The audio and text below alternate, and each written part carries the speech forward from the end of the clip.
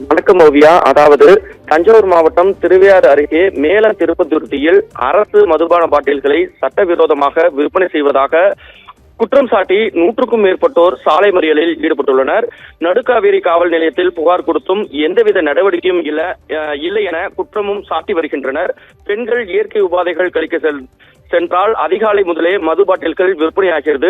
குடித்துவிட்டு தகாத வார்த்தைகளில் பேசுகிறார்கள். 24 மணி நேரமும் மது பாட்டில்கள் சட்டவிரோதமாக விற்பனையாவதால் பெண்களுக்கு பாதுகாப்பற்ற சூழல் விளங்கி வருகிறது என பெண்கள் குற்றம் சாட்டி வருகின்றனர்.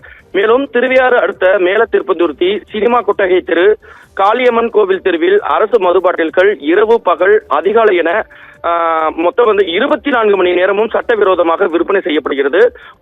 மது பாட்டிலுடைய விலை அதிகமாக விலை நிர்ணயித்து சட்டத்திற்கு விரோதமாக விற்பனை செய்யப்படுகிறது.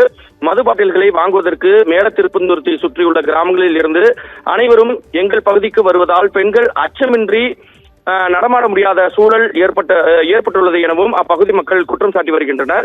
சிறு வயதில் உள்ள மாணவர்களே இதற்கு அடிமையாகிறார்கள். இது குறித்து காவல் நிலையத்தில் புகார் தெரிவித்ததால் புகாரின் பேரில் அவர்களை விசாரணை செய்வது போல் செய்து அவர்களை விட்டுவிடுகிறார்கள் என அப்பகுதி பொதுமக்கள் தெரிவித்து வருகின்றனர்.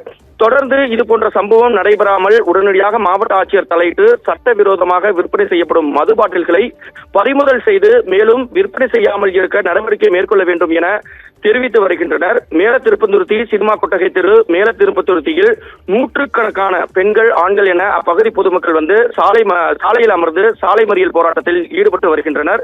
தகவல் அறிந்த நடுக்காவேரி காவல் நிலைய காவலர்கள் சம்பவ இடத்திற்கு விரைந்து சென்று சுமூகமான பேச்சுவார்த்தை நடத்தினார்கள். பேச்சுவார்த்தையில் உடன்பாடு ஏற்படாததால் சாலை மறியல் கைவிடப்பட்டது.